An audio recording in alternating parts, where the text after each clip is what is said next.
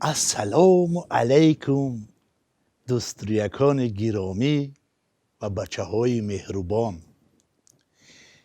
امروز ما برای شما یک قصه خیلی عجیب و غریب را نقل میکنیم با نام قصه بوزک. همراه دوستم ظاهری تولک و دوست های بوزچران من.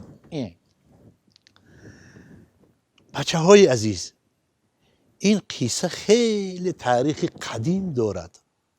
باباها و بیبیهای ما این سرود رو می سرودند، با نبیره ها و پسرهایشان نقل میکردند.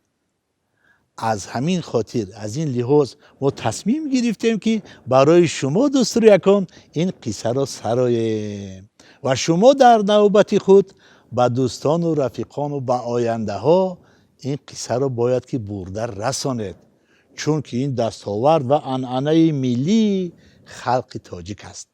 اینک قصه بوزک.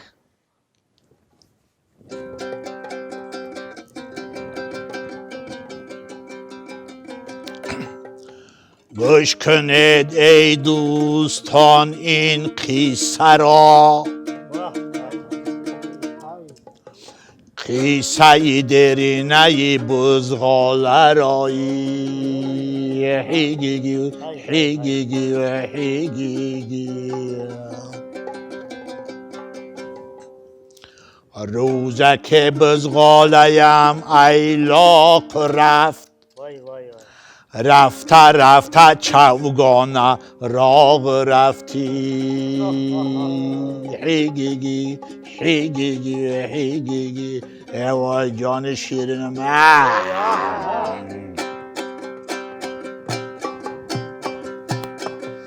یه بز داشتم کبود بود، جایش تگی مرود بود. یک بز داشتم کبود بود، جایش تگی مرود بود.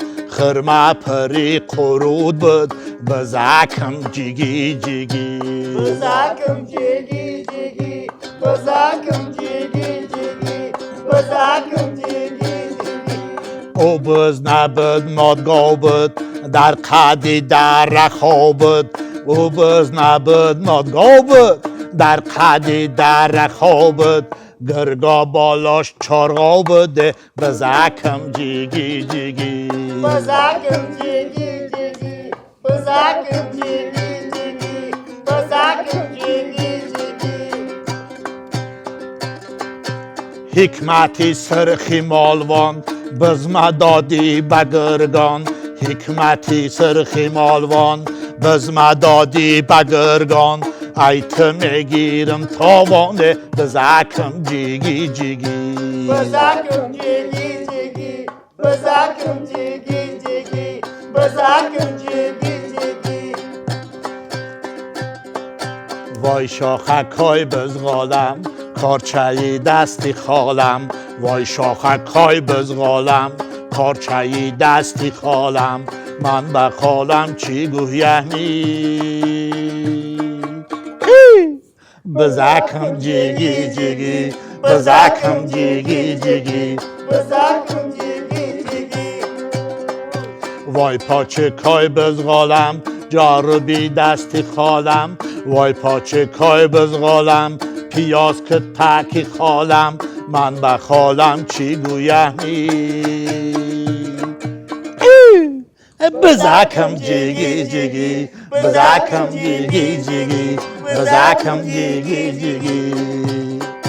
وای دمکی بزغالم، جاربی دستی خالم. وای دمکی بزغالم، جاربی دستی خالم. من به خالم چی گویمی؟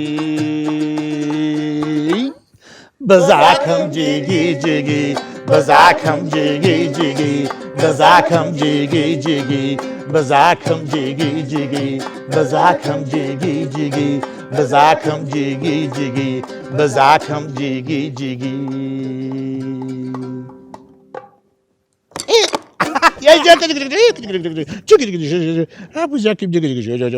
گوش نموندی. انا دیدید بچه های عزیز چقدر بزک جسور چالاک. این بود قصه بزک. من باوری کامل دارم که با شما پسند آمد. با خود ما هم پسند آمد. شد خیر بچه ها تا واخوری آینده.